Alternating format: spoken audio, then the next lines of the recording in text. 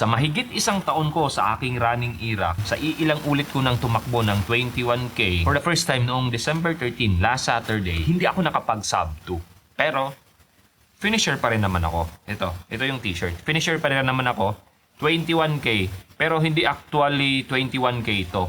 Kasi, ang total distance na recorded dito sa aking relo na Garmin Forerunner 165 is 23 kilometers 0.69 or 23.69 kilometers. So ano bang nangyari? Parang hindi ako nag-progress. To think, consistent naman ako sa aking training. Pwera na lang dun sa around March saka April na na-injury ako. Pero the rest of the year talagang consistent ako. Almost every month 200 kilometers ako. Ganon yung training ko, and hindi na puro zone 2 yung training ko. Meron na talagang intensity. Pero yun nga, I failed.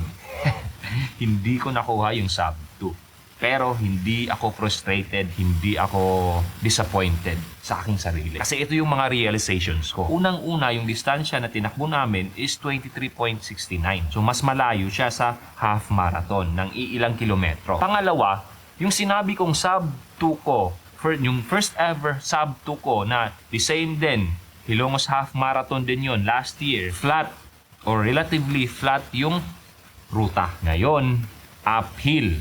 As in uphill, brutal uphill from kilometer 8 something, 8.5 yata hanggang mag 16 kilometers uphill, tapos bumabawi lang ng konting downhill, tapos uphill ulit. So yun yung isa sa nagpahirap sa amin. Ilang kilometro yun?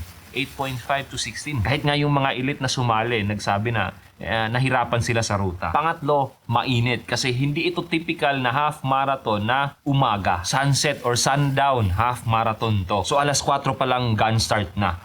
So mainit pa. Yung mga taong naging agresibo sa first few kilometers sa kalagitnaan talagang nagbagal na sila. Kasi I'm sure apektado sila sa init. Yun nga yung iilang kilometro, first 8 kilometers namin nung kasama kong nga sa pacing namin. Conversational lang yung pacing namin, around 5:20 to 5:35. Pero nung nagsimula ng mag-uphill, hindi na kami nag-uusap masyado. Kasi nahirapan kami sa uphill plus yung init.